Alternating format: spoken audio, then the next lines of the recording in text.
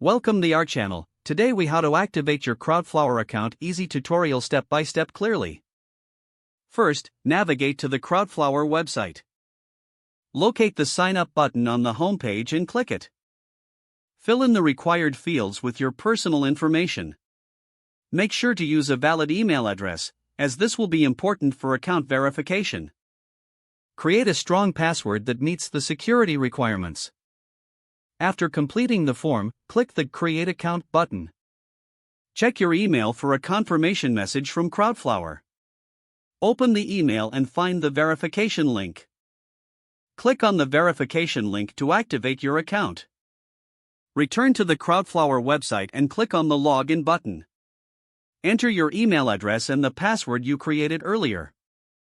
Click the Login button to access your account dashboard.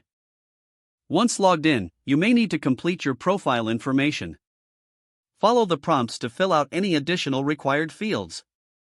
After finishing your profile, explore the platform to familiarize yourself with its features. Congratulations! Your Crowdflower account is now activated and ready for use.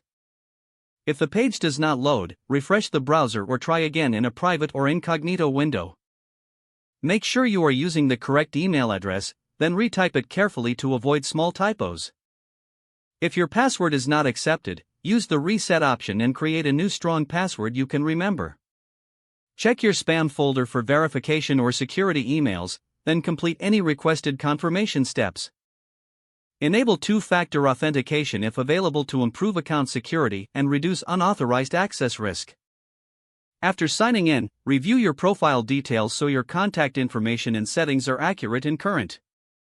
If you see an error message, note it down and try again after restarting your device and internet connection.